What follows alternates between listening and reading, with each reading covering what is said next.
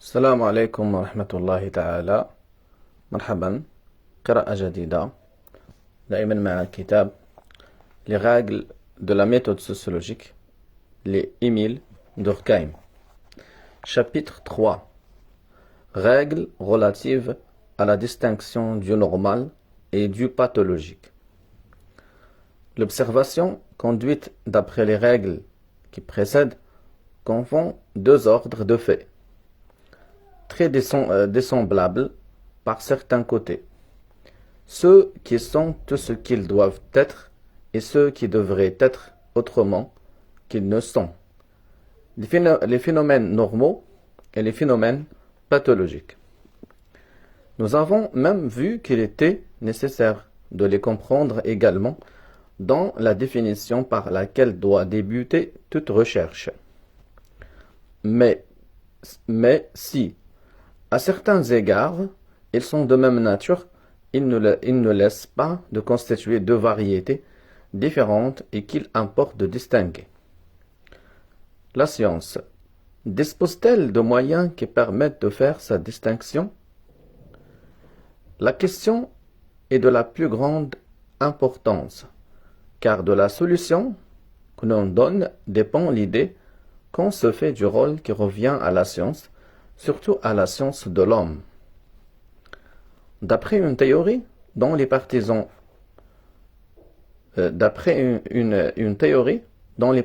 se recrutent dans les écoles les plus diverses, la science ne nous apprendrait rien sur ce que nous devons vouloir.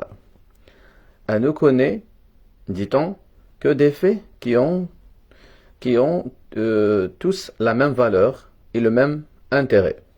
Elle les observe, les explique, mais ne les juge pas. Pour elle, il n'y en a point qui soit blâmable. Le bien et le mal n'existent pas à ses yeux. Elle peut bien nous dire comment les causes produisent leurs effets, non quelles fins doivent être poursuivies. Pour savoir, non plus ce qui est, mais ce qui est désirable, c'est aux suggestions de l'inconscient qu'il faut recourir, de quelque nom qu'on l'appelle sentiment, instinct, poussée vitale, etc. La science, dit un écrivain déjà cité, peut bien éclairer le monde, mais elle laisse la nuit dans les cœurs. C'est au cœur lui-même à se faire sa propre lumière. La science se trouve ainsi destituée, ou à peu près, de toute efficacité pratique, et par conséquent, sans grande raison d'être. Car à quoi bon se travailler pour connaître le réel si la connaissance que nous en acquérons ne peut nous servir dans la vie? Dira-t-on que, en nous révélant les causes des phénomènes, elle nous fournit les moyens de les produire à notre guise et par suite de réaliser les fins que notre volonté poursuit pour des raisons suprascientifiques? Mais tout moyen est lui-même une fin, par un côté, car pour le mettre en œuvre, il faut le vouloir tout comme la fin dont il prépare la réalisation. Il y a toujours plusieurs voies qui mènent à un but. Donné. Il faut donc choisir entre elles. Or, si la science ne peut nous aider dans le choix du but le meilleur, comment pourrait-elle nous apprendre quelle est la meilleure voie pour y parvenir? Pourquoi nous recommanderait-elle la plus rapide de préférence à la plus économique, la plus sûre plutôt que la plus simple, ou inversement? Si elle ne peut nous guider dans la détermination des fins supérieures, elle n'est pas moins impuissante quand il s'agit de ces fins secondaires et subordonnées que l'on appelle des moyens. La méthode idéologique permet, il est vrai, d'échapper à ce mysticisme, et c'est d'ailleurs le désir d'y échapper qui a fait, en partie, la persistance de cette méthode.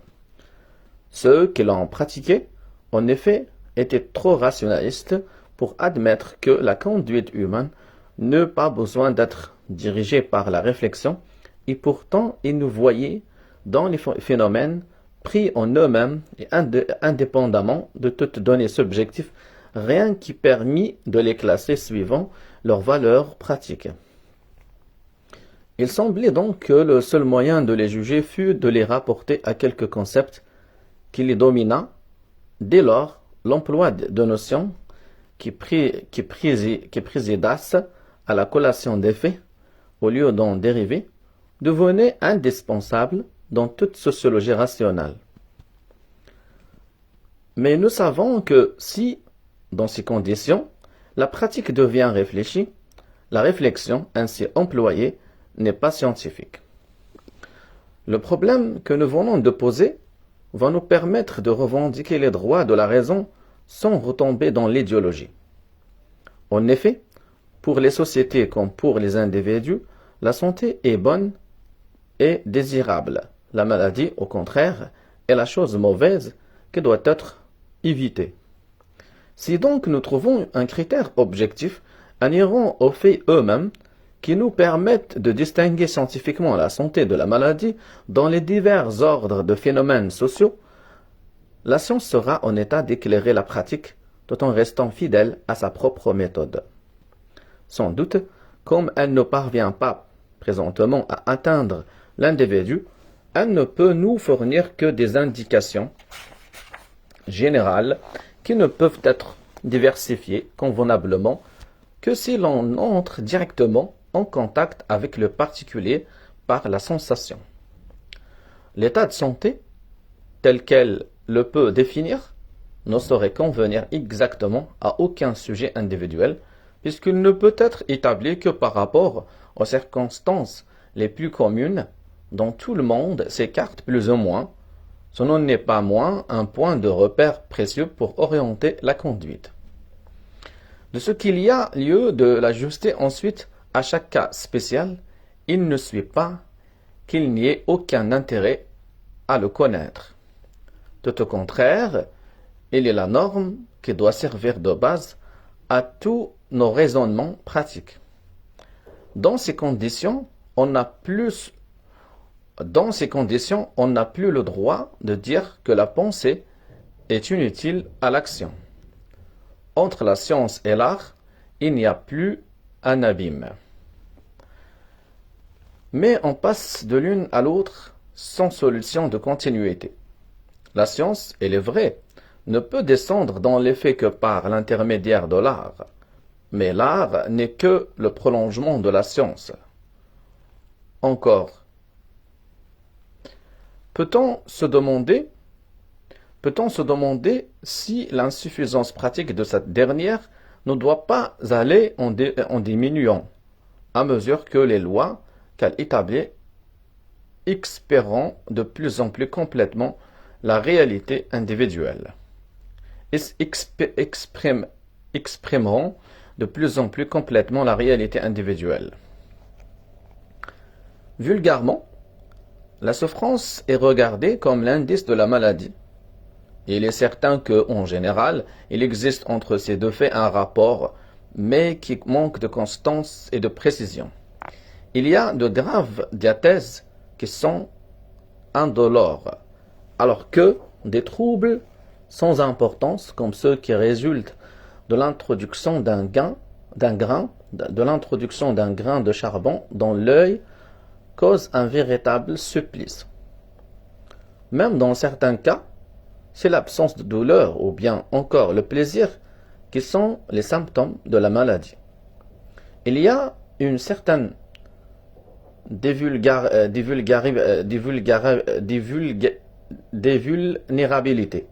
Il y a une certaine dévulnérabilité qui est pathologique. Dans des circonstances où un homme sain souffrirait, il arrive au neurasthénique d'éprouver une sensation de jouissance dont la nature morbide est incontestable. Inversement, la douleur accompagne bien des états, comme la faim, la fatigue, la parturition, qui sont des phénomènes purement physiologiques.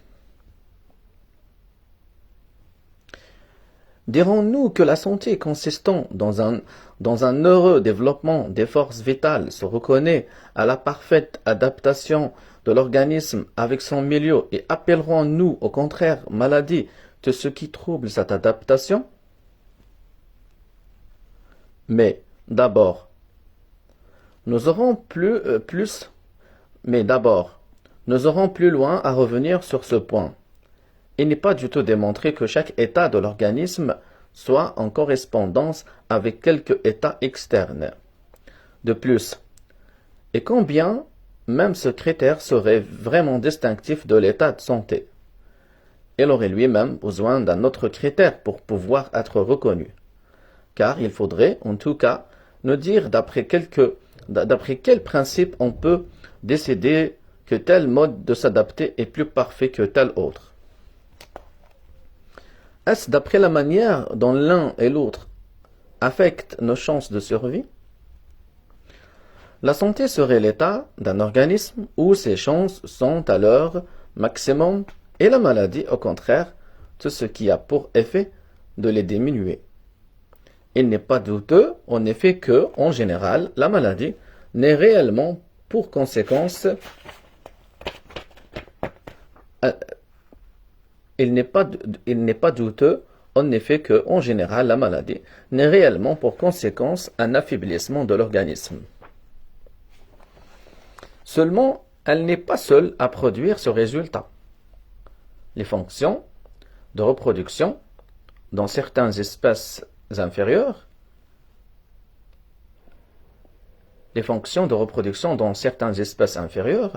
entraînent fatalement la mort et même dans les espèces plus élevées, elles créent des risques. Cependant, elles sont normales. La vieillesse et l'enfance ont les mêmes effets, car le vieillard et l'enfant sont plus accessibles aux causes de destruction.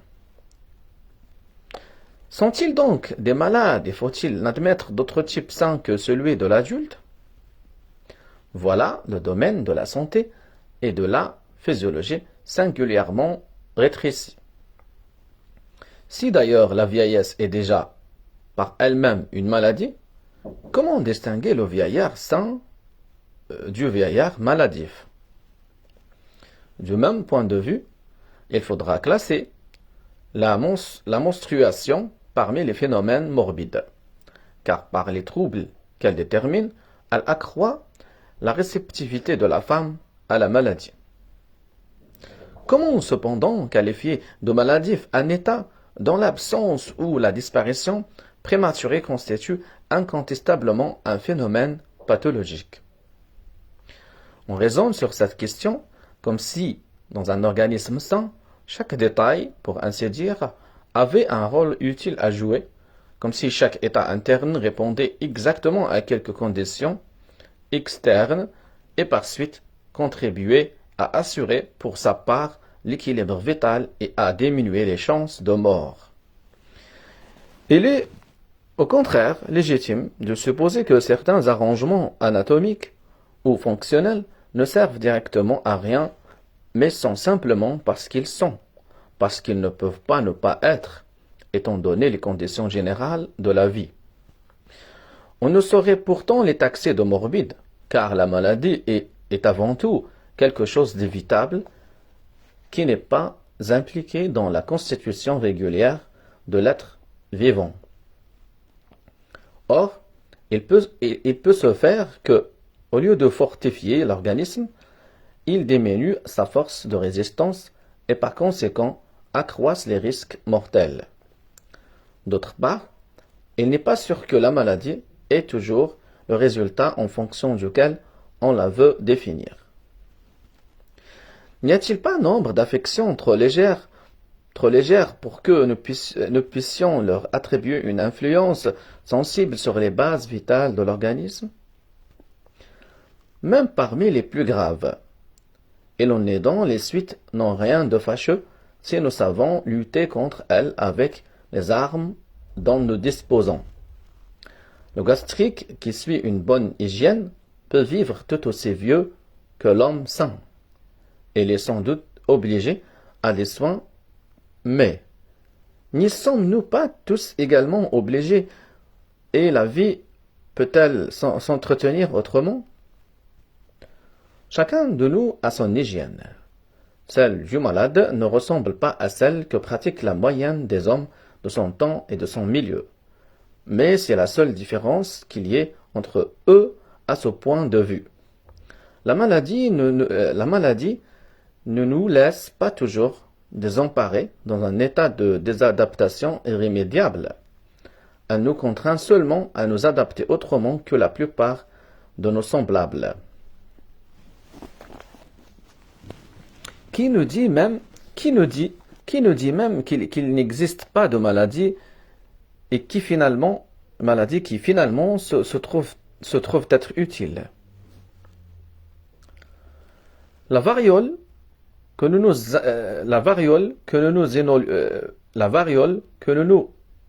inoculons par le vaccin est une véritable maladie que nous nous donnons volontairement et pourtant elle accroît nos chances de survie. Il y a peut-être bien d'autres cas où le trouble causé par la maladie est insignifiant à côté des immunités qu'elle confère. Enfin, et surtout ce critère est le plus souvent inapplicable. On peut bien établir à la rigueur que la mortalité la plus basse que l'on connaisse se rencontre dans tel groupe déterminé d'individus, mais on ne peut pas démontrer qu'il ne saurait y en avoir de plus basse.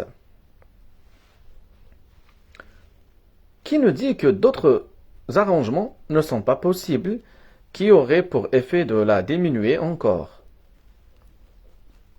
Ce minimum de fait n'est donc pas la preuve d'une parfaite adaptation, ni par suite l'indice sûr de l'état. Ce minimum de fait n'est donc pas la preuve d'une parfaite adaptation, ni par suite l'indice sûr de l'état de santé, si l'on s'en rapporte à la définition précédente. De plus, un groupe de cette nature est bien difficile à constituer et à isoler de tous les autres, comme il serait nécessaire pour que l'on pût observer la constitution organique dont il a le privilège et qui est la cause supposée de cette supériorité. Inversement, et quand il s'agit d'une maladie dont le dénouement est généralement mortel, il est évident que les probabilités que l'être a de survivre sont diminuées. La preuve est singulièrement malaisée quand l'affection n'est pas de nature à entraîner directement la mort. Il n'y a en effet qu'une manière objective de prouver que des êtres placés dans des conditions définies ont moins de chances de survivre que d'autres, c'est de faire voir que, en fait, la plupart d'entre eux vivent moins longtemps.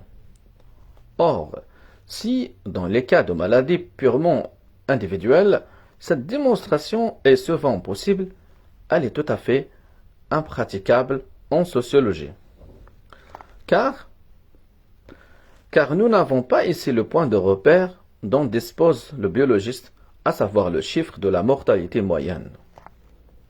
Nous ne savons même pas distinguer avec une exactitude simplement approcher à quel moment naît une société et à quel moment elle meurt.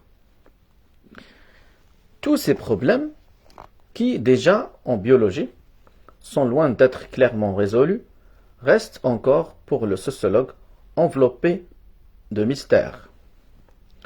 D'ailleurs, les événements qui se produisent au cours de la vie sociale et qui se répètent à peu près identiquement dans toutes les sociétés du même type sont beaucoup trop variés pour qu'il soit possible de déterminer dans quelle mesure l'un d'eux peut avoir contribué à hâter le dénouement final. Quand il s'agit d'individus, comme ils sont très nombreux, on peut choisir ceux que l'on compare de manière à ce qu'il n'ait en commun qu'une seule et même anomalie. Celle-ci se trouve ainsi isolée de tous les phénomènes concomitants et on peut par suite étudier la nature de son influence sur l'organisme. Si, par exemple, un millier de rhumatisants pris au hasard présente une mortalité sensiblement supérieure à la moyenne, on a de bonnes raisons pour attribuer ce résultat à la thèse rhumatismale. Mais en sociologie, comme chaque espèce sociale ne compte qu'un petit nombre d'individus, le champ des comparaisons est trop restreint pour que des groupements de ce genre soient démonstratifs. Or, à défaut de cette preuve de fait, il n'y a plus rien de possible que des raisonnements déductifs dont les conclusions ne peuvent avoir d'autre valeur que celle de présomption subjective. On démontrera non que tel événement affaiblit effectivement l'organisme social, mais qu'il doit avoir cet effet. Pour cela, on fera voir qu'il ne peut manquer d'entraîner à sa suite telle ou telle conséquence que l'on juge fâcheuse pour la société, et à ce titre, on le déclarera morbide.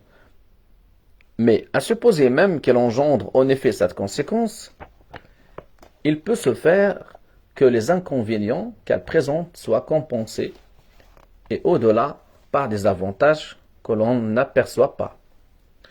De plus, il n'y a qu'une raison qui puisse permettre de la traiter de funeste, c'est qu'elle trouble le jeu normal des fonctions. Mais une telle preuve suppose le problème déjà résolu, car elle n'est possible que si l'on a déterminé au préalable en quoi consiste l'état normal et par conséquent si l'on sait à quel signe il peut être reconnu. Essaiera-t-on de le construire de toutes pièces et a priori? Il n'est pas nécessaire de montrer ce que peut valoir une telle construction. Voilà comment il se fait que, en sociologie, comme en histoire, les mêmes événements sont qualifiés, suivant les sentiments personnels du savant, de salutaires ou de désastreux. Ainsi, il arrive sans cesse à un théoricien incrédule de signaler dans les restes de foi qui survivent au milieu de l'ébranlement général des croyances religieuses un phénomène morbide, tandis que pour le croyant, c'est l'incrédulité même qui est aujourd'hui la grande maladie sociale. De même, pour le socialiste, l'organisation économique actuelle est un fait de tératologie sociale, alors que pour l'économiste orthodoxe, ce sont des tendances socialistes qui sont par excellence pathologiques. Et chacun trouve à l'appui de son opinion des syllogismes qu'il juge bien faits. Le défaut commun de ces définitions est de vouloir atteindre prématurément l'essence des phénomènes. Aussi, suppose-t-elle acquise des propositions qui, vraies ou non, ne peuvent être prouvées que si la science est déjà suffisamment avancée. C'est pourtant le cas de nous conformer à la règle que nous avons précédemment établie. Au lieu de prétendre déterminer d'emblée les rapports de l'état normal et dans son contraire avec les forces vitales, cherchons simplement quelques signes extérieurs immédiatement perceptibles mais objectifs, qui nous permettent de reconnaître l'un de l'autre ces deux ordres de faits. Tout phénomène sociologique, comme du reste tout phénomène biologique, est susceptible, tout en restant essentiellement lui-même, de revêtir des formes différentes suivant les cas. Or, parmi ces formes, il en est de deux sortes. Les unes sont générales dans toute l'étendue de l'espèce. Elles se retrouvent, sinon chez tous les individus, du moins chez la plupart d'entre eux, et si elles ne se répètent pas identiquement dans tous les cas où elles s'observent, mais varient d'un sujet à l'autre, ces variations sont comprises entre les limites très rapprochées. Il en est d'autres, au contraire, qui sont exceptionnelles. Non seulement elles ne se rencontrent que chez la minorité, mais la même où elles se produisent. Il arrive le plus souvent qu'elles ne durent pas toute la vie de l'individu. Elles sont une exception dans le temps comme dans l'espace. Nous sommes donc en présence de deux variétés distinctes de phénomènes et qui doivent être désignés par des termes différents. Nous appellerons normaux les faits qui présentent les formes les plus générales et nous donnerons aux autres le nom de morbide ou de pathologique. Si l'on convient de nommer type moyen l'être schématique que l'on constituerait en rassemblant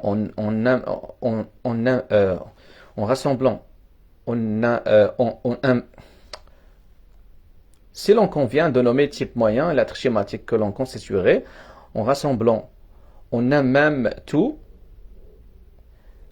en une sorte d'individualité abstraite, les caractères les plus fréquents dans l'espèce avec leurs formes les plus fréquentes, on pourra dire que le type normal se confond avec le type moyen et que tout écart par rapport à cet étalon de la santé est un phénomène morbide.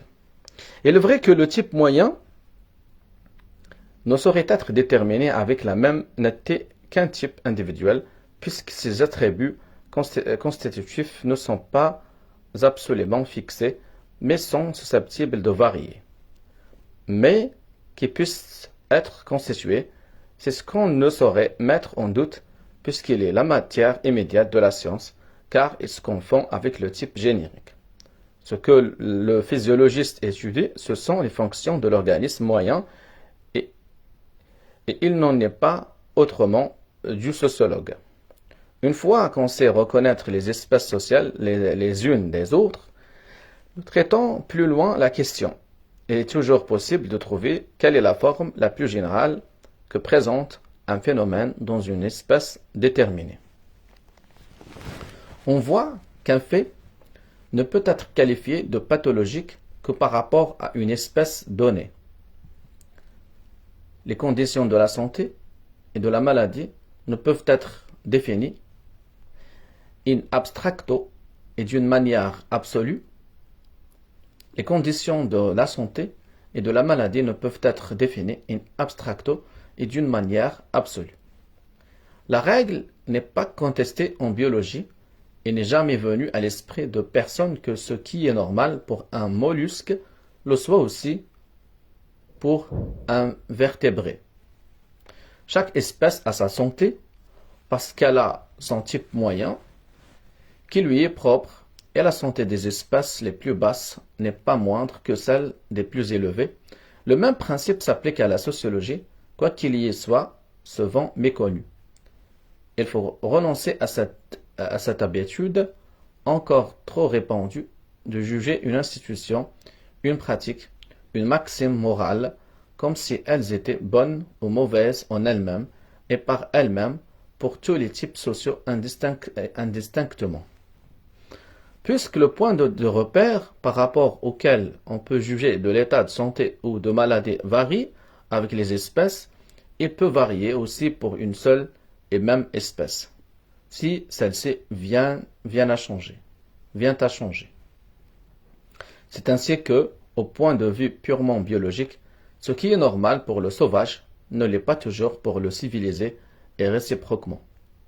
Il y a surtout un ordre de variation dont il importe de tenir compte parce qu'elles se produisent régulièrement dans toutes les espèces. Ce sont celles qui tiennent à l'âge. La santé du vieillard n'est pas celle de l'adulte, de même que celle-ci n'est pas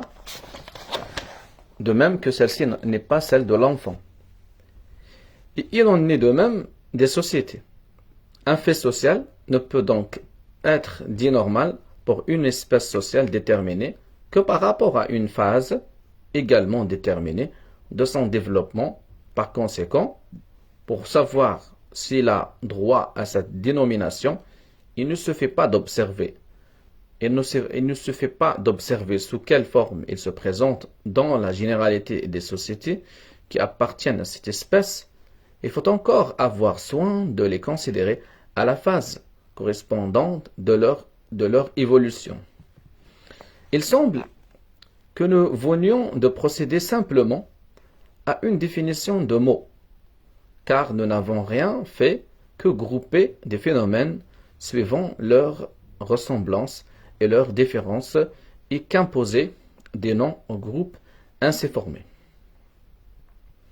Mais en réalité, les concepts que nous avons ainsi constitués, tout en ayant le grand avantage d'être reconnaissables à des caractères objectifs et facilement perceptibles, ne s'éloignent pas de la notion qu'on se fait communément de la santé et de la maladie. La maladie, en effet, n'est-elle pas conçue par tout le monde comme un accident que la nature du vivant comporte sans doute, mais n'engendre pas d'ordinaire? C'est ce que les anciens philosophes exprimaient en disant qu'elle ne dérive pas de la nature des choses. Elle est le produit d'une sorte de contingence émanante aux organismes. Une telle conception est assurément la négation de toute science, car la maladie n'a rien de plus miraculeux que la santé. Elle est également fondée dans la nature des êtres. Seulement, elle n'est pas fondée dans la nature normale. Elle n'est pas impliquée dans leur tempérament ordinaire, ni liée aux conditions d'existence dont ils dépendent généralement.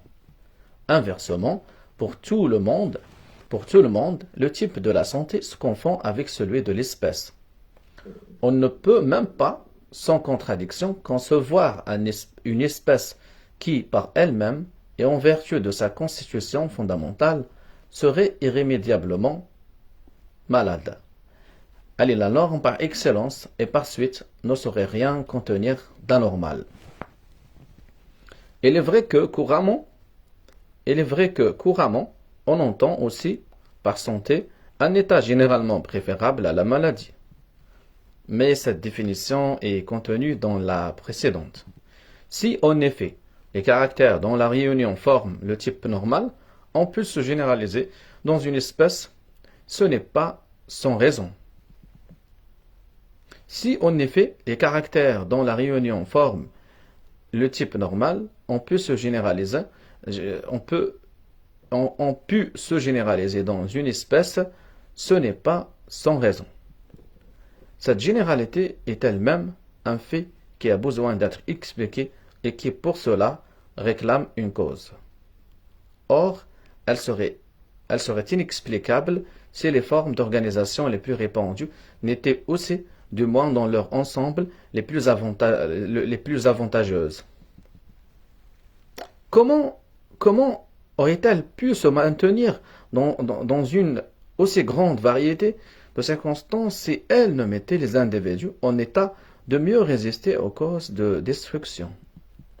Au contraire, si les autres sont plus rares, c'est évidemment que, dans la moyenne des cas, les sujets qui les présentent ont plus de difficultés à survivre.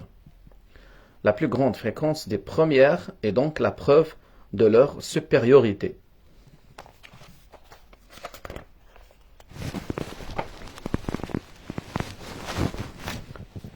Cette dernière remarque fournit même un moyen de contrôler les résultats de la précédente méthode, puisque la généralité qui caractérise extérieurement les phénomènes normaux est elle-même un phénomène explicable. Il y a lieu, après qu'elle a été directement établie par l'observation, de chercher à l'expliquer. Sans doute, on peut être assuré par avance qu'elle n'est pas sans cause, mais il est mieux de savoir au juste quelle est cette cause. Le caractère normal du phénomène sera, en effet, plus incontestable si l'on démontre que le signe extérieur qu'il avait d'abord révélé n'est pas purement apparent, mais est fondé dans la nature des choses. Si en un mot, on peut ériger cette normalité de fait en une normalité de droit.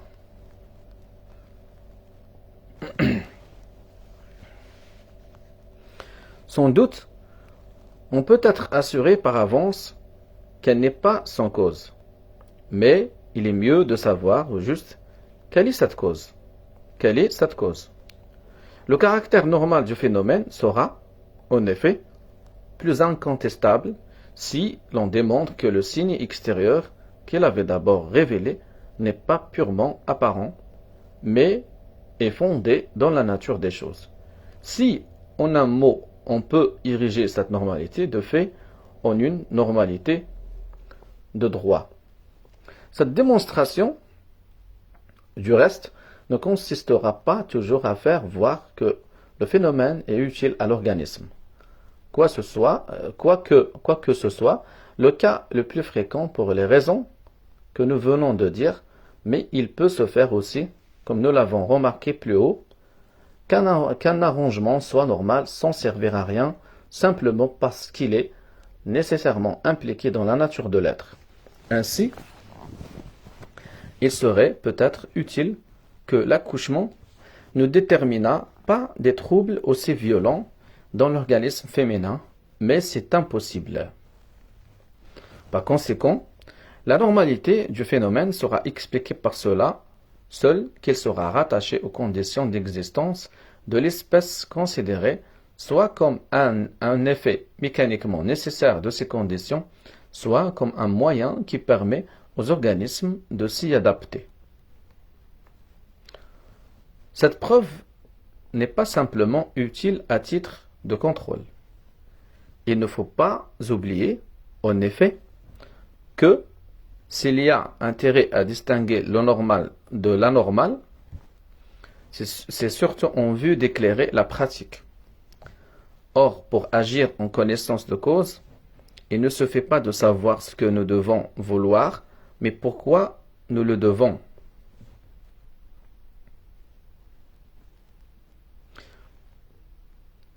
Les propositions scientifiques relatives à l'état normal seront plus immédiatement applicables au cas particulier quand elles seront accompagnées de leurs raisons, car alors on saura mieux reconnaître dans quel cas il convient de les modifier en les appliquant et dans quel sens.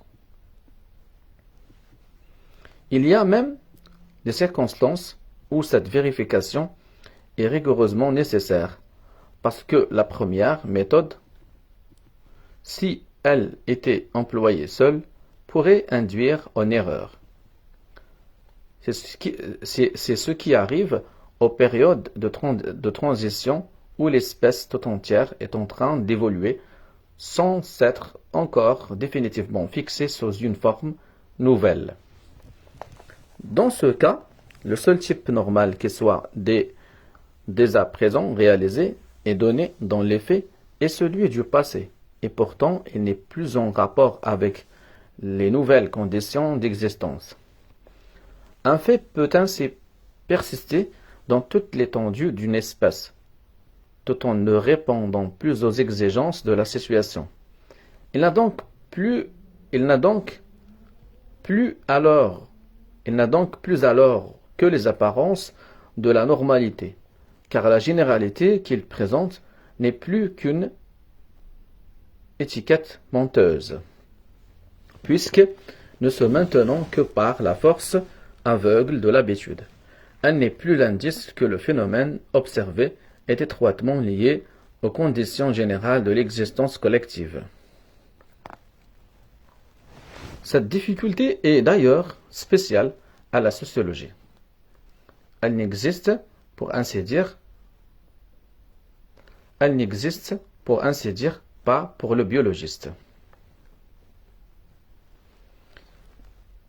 Il est en effet bien rare que les espèces animales soient nécessitées à prendre des formes imprévues.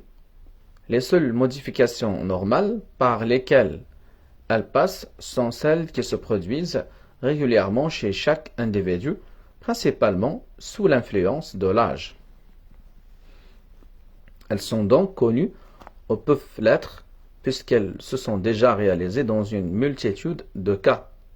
Par suite, on peut savoir à chaque moment du développement de l'animal et même aux périodes de crise, en quoi consiste l'état normal. Et l'on est encore ainsi en sociologie pour les sociétés qui appartiennent aux espèces inférieures. Car, comme nombre d'entre elles ont déjà accompli toute leur carrière, la loi de leur évolution normale est, ou du moins peut être établie. Mais quand il s'agit des sociétés les plus élevées et les plus récentes, cette loi est inconnue par définition, puisqu'elles n'ont pas encore parcouru toute leur histoire. Le sociologue peut ainsi se trouver embarrassé de savoir, le sociologue peut ainsi se trouver embarrassé de savoir si un phénomène est normal ou non. Tout point de repère lui faisait défaut. Il sortira d'embarras en procédant, comme nous venons de dire, après avoir établi par l'observation que le fait est général, il remontera aux conditions qui ont déterminé cette généralité dans le passé et cherchera ensuite si ces conditions sont encore données dans le présent ou si au contraire elles ont changé. Dans le premier cas, il aura le droit de traiter le phénomène de normal et dans le second de lui refuser ce caractère. Par exemple, pour savoir si l'état économique actuel des peuples européens, avec l'absence d'organisation qui en est la caractéristique, est normal ou non, on cherchera ce qui, dans le passé, y a donné naissance. Si ces conditions sont encore celles où sont actuellement placées nos sociétés, c'est que cette situation est normale en dépit des protestations qu'elle soulève. Mais il se trouve, au contraire, qu'elle est liée à cette vieille structure sociale que nous avons qualifiée ailleurs de segmentaire et qui, après avoir été l'ossature essentielle des sociétés, va de plus en plus en s'effaçant. On devra conclure qu'elle constitue présentement un état morbide, quelque universel qu'elle soit. C'est d'après la même méthode que devront être résolues toutes les questions controversées de ce genre, comme celle de savoir si l'affaiblissement des croyances religieuses, si le développement des pouvoirs de l'État sont des phénomènes normaux ou non. Toutefois, cette méthode ne saurait en aucun cas être substituée à la précédente, ni même être employée la première. D'abord, elle soulève des questions dont nous aurons à parler plus loin et qui ne peuvent être abordées que quand on est déjà assez avancé dans la science. Car elle implique en somme une explication presque complète des phénomènes puisqu'elle suppose déterminer ou leur cause ou leur fonction. Or, il importe que dès le début de la recherche, on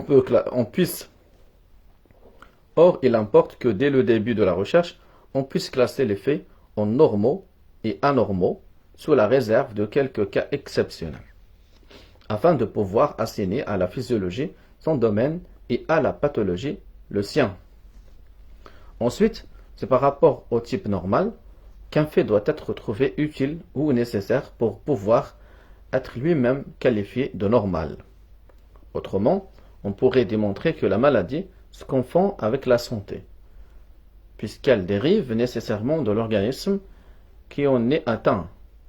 Ce n'est qu'avec l'organisme moyen qu'elle ne soutient pas la même relation. De même, l'application d'un remède étant utile au malade pourrait passer pour un phénomène normal, alors qu'elle est évidemment anormale, car c'est seulement dans des circonstances anormales qu'elle a cette utilité. On ne peut donc se servir de cette méthode que si le type normal a été antérieurement constitué, et il ne peut l'avoir été que par un autre procédé. Enfin, et surtout, s'il est vrai que tout ce qui est normal est utile, à moins d'être nécessaire, il est faux que tout ce qui est utile soit normal. Nous pouvons bien être certains que les états qui se sont généralisés dans l'espèce sont plus utiles que ceux qui sont restés exceptionnels. Non qu'ils sont les plus utiles qui existent ou qui puissent exister. Nous pouvons bien être certains que les états qui se sont généralisés dans l'espèce sont plus utiles que ceux qui sont restés exceptionnels. Non qu'ils sont les plus utiles qui existent ou qui puissent exister.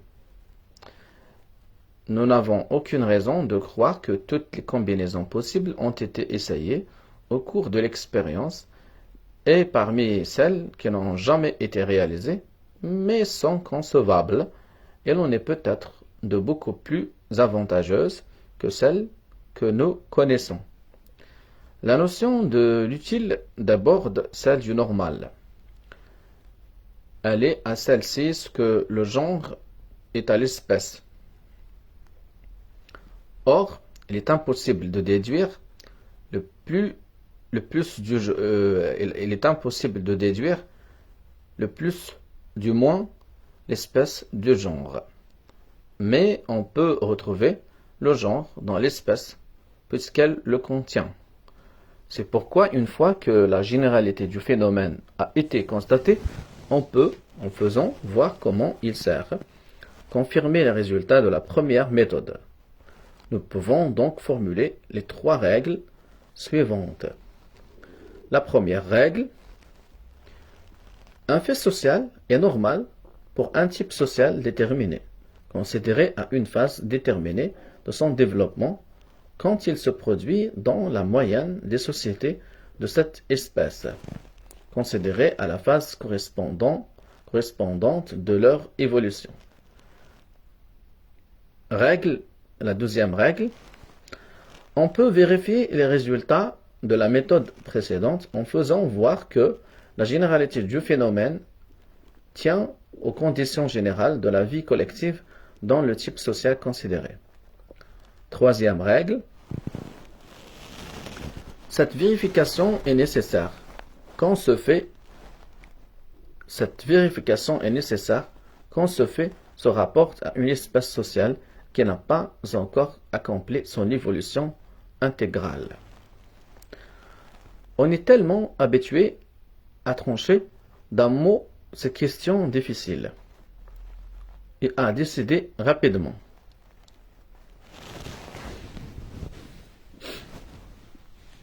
On est tellement habitué à trancher d'un mot ces questions difficiles et à décider rapidement, d'après des observations sommaires et à coup de syllogisme, si un fait social est normal ou non, qu'on jugera peut-être cette procédure inutilement compliquée.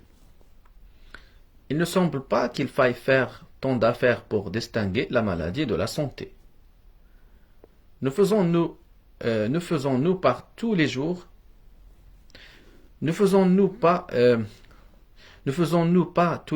de ces distinctions? Il est vrai, mais il reste à savoir si nous les faisons à propos. Ce qui nous masque les difficultés de ces problèmes, c'est que nous voyons le biologiste les résoudre avec une aisance relative. Mais nous oublions qu'il lui est beaucoup plus facile qu'au sociologue d'apercevoir la manière dont chaque phénomène affecte la force de résistance de l'organisme et en détermine par là le caractère normal ou anormal avec une exactitude pratiquement suffisante. En sociologie, la complexité et la mobilité plus grande des faits obligent à bien plus de précautions, comme le prouvent les jugements contradictoires dont le même phénomène est l'objet de la part des parties. Pour bien montrer combien cette circonspection est nécessaire, Faisons voir par quelques exemples à quelles erreurs on s'expose quand on ne s'y astreint pas et sous quels jours nouveaux les phénomènes les plus essentiels apparaissent quand on les traite méthodiquement. Si s'il est un fait dont le caractère pathologique paraît incontestable, c'est le crime. Tous les criminologistes s'entendent sur ce point. S'ils expliquent cette morbidité de manière différente, ils sont unanimes à la reconnaître. Le problème, cependant, demandait à être traité avec moins de promptitude. Appliquant en effet les règles précédentes, le crime ne s'observe pas seulement dans la plupart des sociétés de telle ou telle espèce, mais dans toutes les sociétés de tous les types.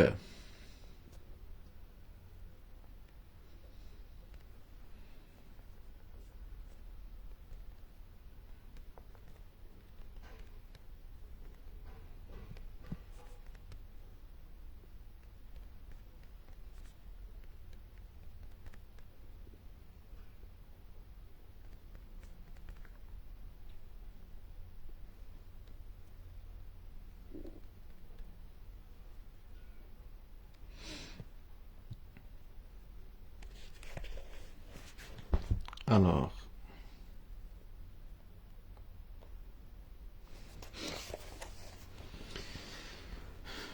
s'il est un fait dont le caractère pathologique paraît incontestable, c'est le crime.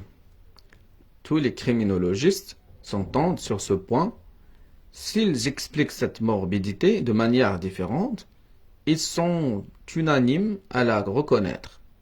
Le problème, cependant, demandait à être traité avec moins de promptitude. Appliquons en effet les règles précédentes. Le crime ne s'observe pas seulement dans la plupart des sociétés de telle ou telle espèce, mais dans toutes les sociétés de tous les types. Il n'en est pas où il n'existe une criminalité. Elle change de forme. Les actes qui sont ainsi qualifiés ne sont pas partout les mêmes, mais partout et toujours, il y a eu des hommes qui se conduisaient de manière à attirer sur eux la répression pénale. Si du moins à mesure que les sociétés passent des types inférieurs aux plus élevés, le taux de la criminalité, c'est-à-dire le rapport entre le chiffre annuel des crimes et celui de la population, tendait à baisser. On pourrait croire que, tout en restant un phénomène normal, le crime, cependant, tend à perdre ce caractère. Mais, nous n'avons aucune raison qui nous permette de croire à la réalité de cette régression. Bien des faits sembleraient plutôt démontrer l'existence d'un mouvement en sens inverse. Depuis le commencement du siècle, la statistique nous fournit le moyen de suivre la marche de la criminalité. Or, elle a partout augmenté. En France, l'augmentation est de près de 300%. Il n'est donc pas de phénomène qui présente de la manière la plus érusée tous les symptômes de la normalité, puisqu'il apparaît comme étroitement lié aux conditions de toute vie collective. Faire du crime une maladie sociale, ce serait admettre que la maladie n'est pas quelque chose d'accidentel, mais au contraire dérive dans certains cas de la constitution fondamentale de l'être vivant. Ce serait effacer toute distinction entre le physiologique et le pathologique. Sans doute, il peut se faire que le crime lui-même ait des formes anormales. C'est ce qui arrive quand, par exemple, il atteint un taux exagéré. Il n'est pas douteux, en effet, que cet excès ne soit de nature morbide. Ce qui est normal, c'est simplement qu'il y ait une criminalité pourvu que celle-ci atteigne et ne dépasse pas, pour chaque type social, un certain niveau qu'il n'est peut-être pas impossible de fixer conformément aux règles précédentes.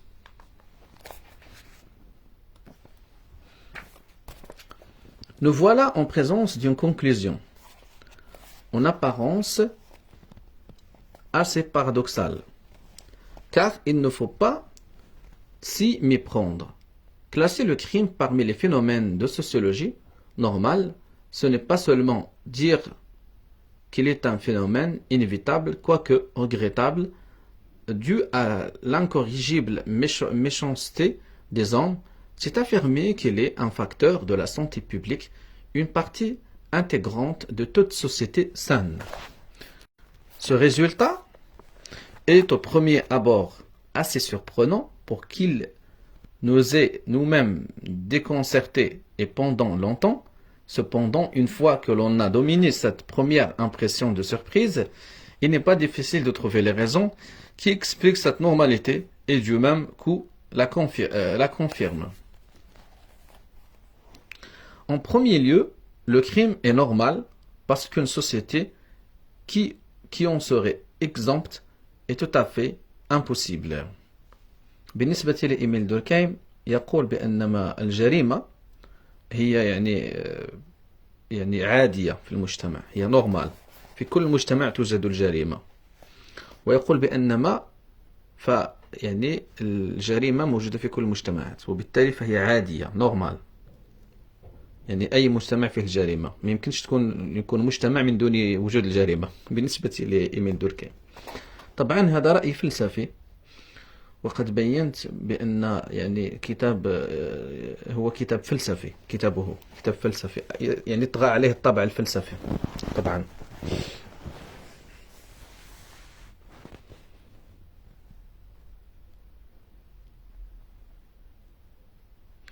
En premier lieu, le crime est normal parce qu'une société qui en serait exempte est tout à fait impossible. Le crime, nous l'avons montré ailleurs, consiste dans un acte qui offense certains sentiments collectifs, doués d'une énergie et d'une netteté particulière.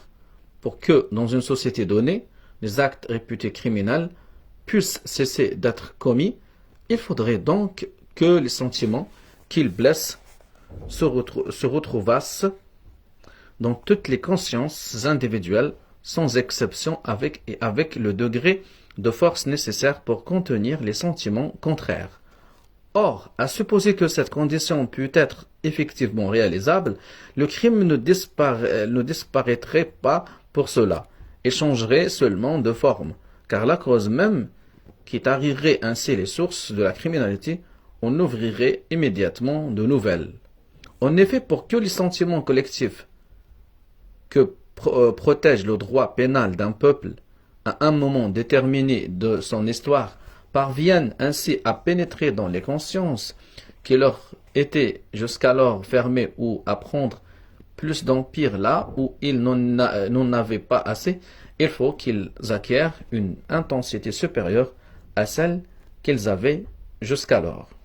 Il faut que la communauté, dans son ensemble, les ressente avec plus de vivacité, car ils ne peuvent pas puiser à une autre source la force plus grande qui leur permet de s'imposer aux individus qui naguère leur étaient le plus réfractaires. Pour que les meurtriers disparaissent, il faut que l'horreur du sang versé devienne plus grande dans ces couches sociales où se recrutent les meurtriers, mais pour cela, il faut qu'elle devienne plus grande dans toute l'étendue de la société. D'ailleurs, l'absence même du crime contribuerait directement à produire ce résultat, car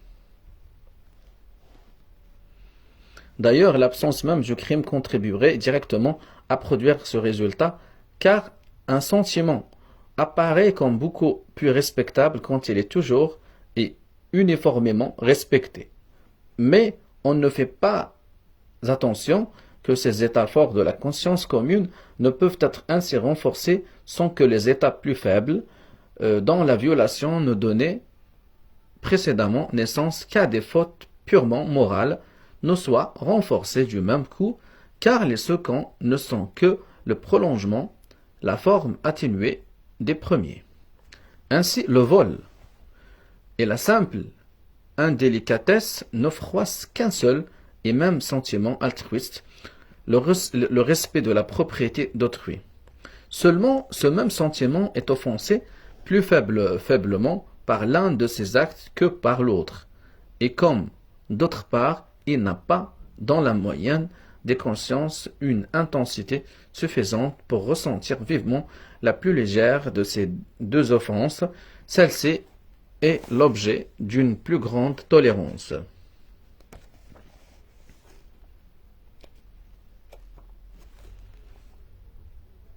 Voilà pourquoi on blâme simplement l'indélicat tandis que le voleur est puni. Mais si ce même sentiment devient plus fort, au point de faire taire dans toutes les consciences le penchant qui incline l'homme au vol, il deviendra plus sensible aux lésions qui jusqu'alors ne le touchaient que légèrement. Il réagira donc contre elles avec plus de vivacité. Elles seront l'objet d'une réprobation plus énergique qui fera passer certaines d'entre elles de simples fautes morales qu'elles étaient à l'état de crime. Par exemple, les contrats indélicats ou indélicatement exécutés qui n'entraînent qu'un blâme public ou des réparations civiles deviendront des délits. Imaginez une société de saints, un cloître exemplaire et parfait. Imaginez une société de saints, un cloître exemplaire et parfait. Les crimes proprement dits y seront inconnus, mais les fautes qui paraissent vénielles ou vulgaires y soulèveront le même scandale que fait le délit ordinaire auprès des consciences ordinaires.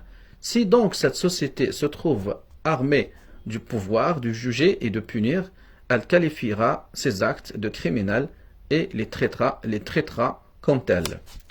C'est pour la même raison que le parfait honnête homme juge ses moindres défaillances morales avec une sévérité que la foule réserve aux actes vraiment délictueux.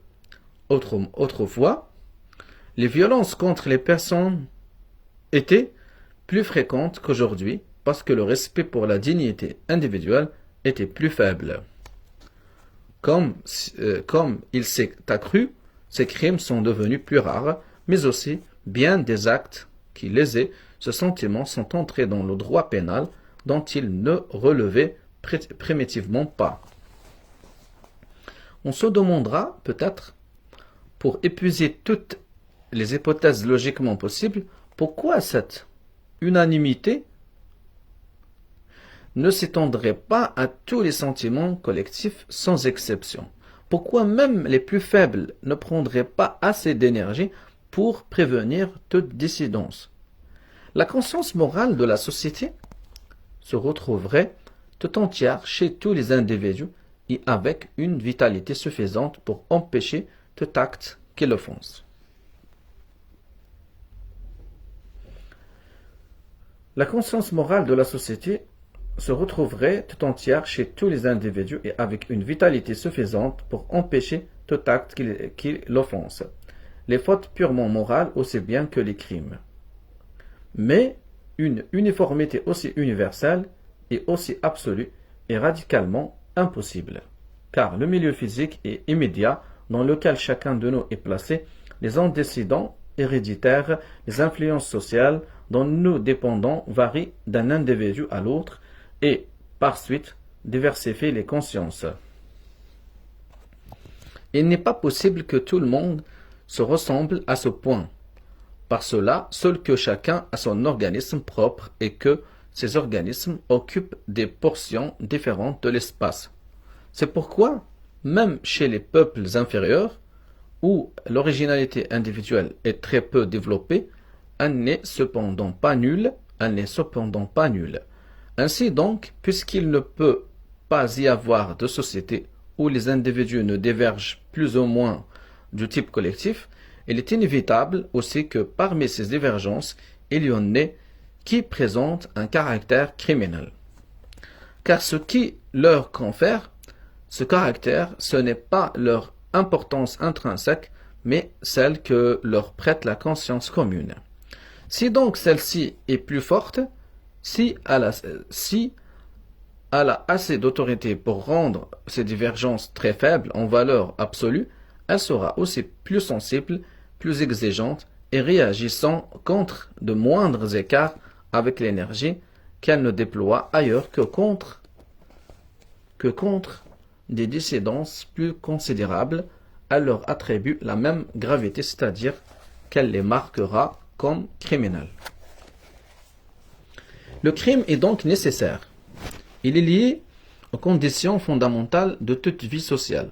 Mais, par cela même, il est utile car ces conditions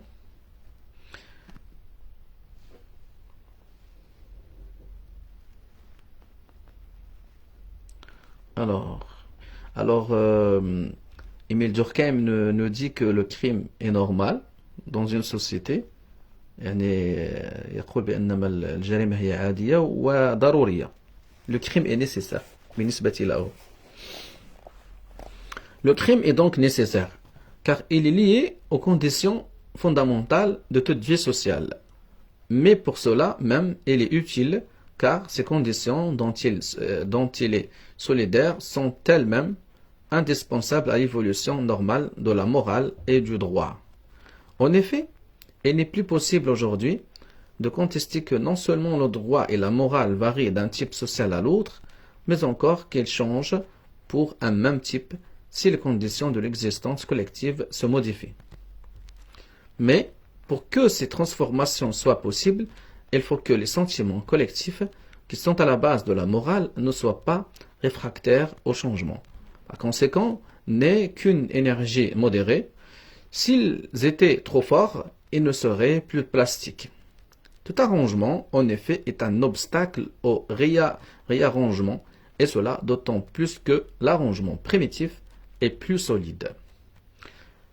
Plus une structure est fortement accusée, plus elle oppose de résistance à toute modification, et il en est des arrangements fonctionnels comme des arrangements anatomiques. Or, s'il n'y avait pas de crime, cette condition ne serait pas remplie, car une telle hypothèse suppose que les sentiments collectifs seraient parvenus à un degré d'intensité sans exemple dans l'histoire. Rien n'est bon indéfiniment et sans mesure. Il faut que l'autorité dont jouit la conscience morale ne soit pas excessive, autrement nul n'oserait y porter la main et elle se figerait trop facilement sous une forme immuable. Pour qu'elle puisse évoluer, il faut que l'originalité individuelle puisse se faire jour ou pour que celle de l'idéaliste qui rêve de dépasser son siècle puisse se manifester, il faut que celle du criminel qui est au-dessous de son temps soit possible. L'une ne va pas sans l'autre. Ce n'est pas tout. Outre cette utilité indirecte, il arrive que le crime joue lui-même un rôle utile dans cette évolution. Alors, pour Émile Durkheim, le crime joue un rôle dans la société. Il est certes anormal, mais il fait partie de la société. Dans chaque société, il y a des crimes. On ne peut pas trouver une société excellente où il n'y a pas des crimes. Alors pour lui, c'est quelque chose de normal et en plus, il est nécessaire et utile dans toutes les sociétés. Ce n'est pas tout. Outre cette utilité indirecte, il arrive que le crime joue lui-même un rôle utile dans cette évolution. Non seulement il implique que la voie reste ouverte aux changements nécessaires, mais encore, dans certains cas, il prépare directement ces changements. Non seulement là où il existe, les sentiments collectifs sont dans l'état de malléabilité nécessaire pour prendre une forme nouvelle, mais encore, ils contribuent parfois à prédéterminer la forme qu'ils prendront. Que de fois, en effet, il n'est qu'une anticipation de la morale à venir, un acheminement vers ce qui sera. D'après le droit athénien, Socrate était un criminel et sa condamnation n'avait rien que de juste. Cependant, son crime, à savoir l'indépendance de sa pensée, était utile non seulement à l'humanité mais à sa patrie, car il servait à préparer une morale et une foi nouvelle dont les Athéniens avaient alors besoin parce que les traditions dont ils avaient vécu jusqu'alors n'étaient plus en harmonie avec leurs conditions d'existence. Or, le cas de Socrate n'est pas isolé. Il se produit périodiquement dans l'histoire. La liberté de pensée dont nous jouissons actuellement n'aurait jamais pu être proclamée si les règles qu'il a prohibées n'avaient été violées avant d'être solennellement abrogées. Cependant, à ce moment, cette violation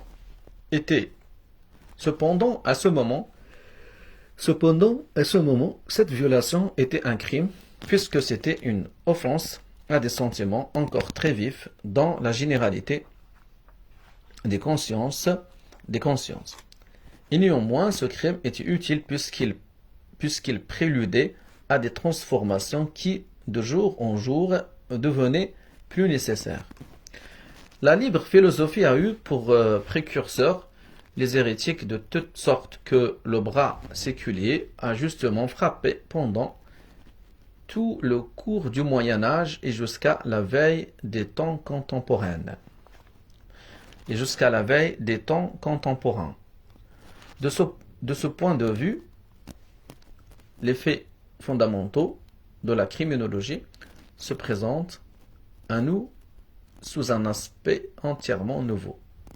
Contrairement aux idées courantes, le criminel n'apparaît plus comme un être radicalement insociable, comme une sorte d'élément parasitaire de corps étranger et inassimilable introduit au sein de la société. C'est un agent introduit au sein de la société, c'est un agent régulé de la vie sociale. Le crime, de son côté, ne doit plus être conçu comme un mal, qui ne saurait être contenu dans de trop étroites limites, mais bien loin qu'il y ait lieu de se féliciter quand il lui arrive de descendre trop sensiblement au-dessous du niveau ordinaire. On peut être certain que ce progrès apparent est à la fois contemporain et solidaire et quelques perturbations sociales. Et solidaire de quelques perturbations sociales. C'est ainsi que jamais le chiffre des coups et blessures ne tombe aussi pas comptant de disettes. En même temps, et par contre-coup, la théorie de la peine se trouve renouvelée, ou plutôt à renouveler. Si en effet le crime est une maladie, la peine en est le remède et ne peut être conçue autrement. Aussi toutes les discussions qu'elle soulève portent-elles sur le point de savoir ce qu'elle doit être pour remplir son rôle de remède. Mais si le crime n'a rien de morbide, la peine ne saurait avoir pour objet de le guérir et sa vraie fonction doit être cherchée ailleurs. Il s'en faut donc que les règles précédemment énoncées n'aient d'autre raison d'être que de satisfaire à un formalisme logique sans grande utilité, puisque, au contraire, selon qu'on les applique ou non, les faits sociaux les plus essentiels changent totalement de caractère. Si d'ailleurs cet exemple est particulièrement démonstratif, et c'est pourquoi nous avons cru devoir nous y arrêter, et il en est bien d'autres que pourraient être utilement cités. Il n'existe pas de société où il ne soit de règle que la peine doit être proportionnellement au délit. Cependant, pour l'école italienne, ce principe n'est qu'une invention du juriste dénuée de toute solidité. Même pour ces criminologistes, c'est l'institution pénale tout entière, telle qu'elle a fonctionné jusqu'à présent, chez tous les peuples connus, qui est un phénomène contre nature. Nous avons déjà vu que M. Garofalo, nous avons déjà vu que pour M. Garofalo, la criminalité spéciale aux sociétés inférieures n'a rien de naturel. Pour les socialistes, c'est l'organisation capitaliste, malgré sa généralité, qui constitue une déviation de l'état normal, produite par la violence et l'artifice. Au contraire, pour M. Spencer, c'est notre centralisation administrative, c'est l'extension des pouvoirs gouvernementaux qui est le vice radical de nos sociétés. Et cela, quoique l'une et l'autre progressent de la manière la plus régulière et la plus universelle à mesure qu'on avance dans l'histoire. Nous ne croyons pas que jamais on se soit systématiquement astreint à décider du caractère normal ou anormal des faits sociaux d'après leur degré de généralité. C'est toujours à grand renfort de dialectique que ces questions sont tranchées. Cependant, ce critère écarté, non seulement on s'expose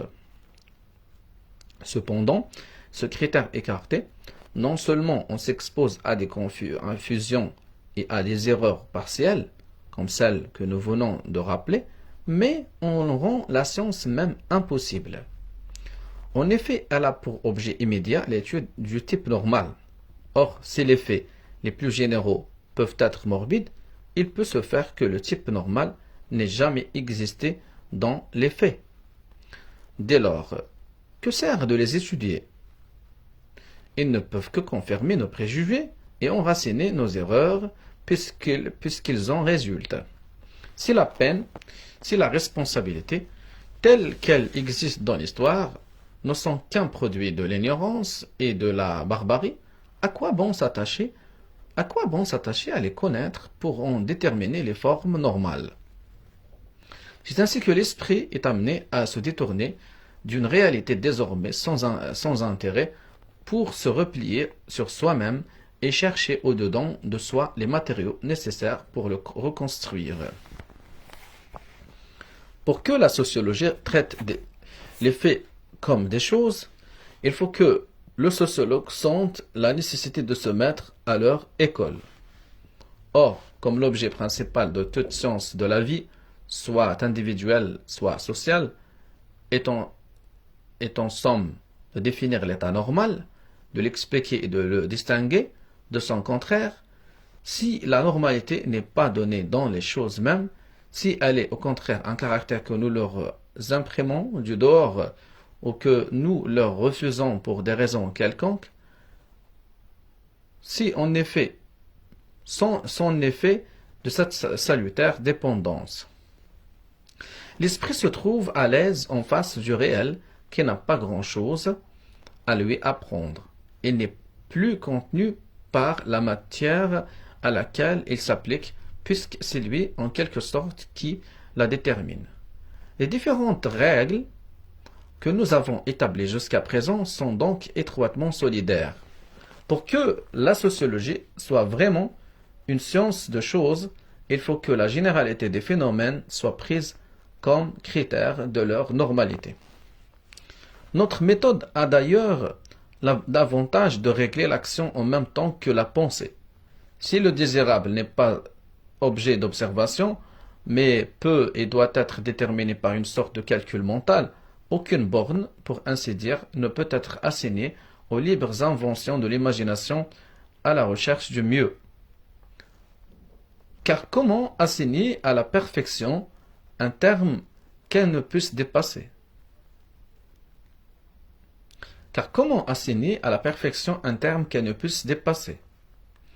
Elle échappe, par définition, à toute limitation. Le but de l'humanité recule donc à l'infini, décourageant les uns par son éloignement même, excitant au contraire et enfiévrant les autres, qui pour s'en rapprocher un peu, pressent le pas et se précipitent dans les révolutions. On échappe à ce dilemme pratique si le désirable, c'est la santé, et si la santé est quelque chose de défini et de donné dans les choses. Car le terme de l'effort est donné et défini du même coup, et il ne s'agit plus de poursuivre désespérément une fin qui fuit à mesure qu'on avance, mais de travailler avec une régulière persévérance à maintenir l'état normal, à le rétablir s'il est troublé, à en retrouver les conditions si elle vient à changer. Le devoir de l'homme d'État n'est plus de pousser violemment les sociétés vers un idéal qui lui paraît séduisant, mais son rôle est celui du médecin. Il prévient l'éclosion des maladies pour une bonne hygiène, et quand elles sont déclarées, il cherche à les guérir. Voilà donc, je viens de terminer la lecture du chapitre 3. Dans la prochaine séance, je vais lire le chapitre 4, règles relatives à la constitution des types sociaux. Salam alaikum.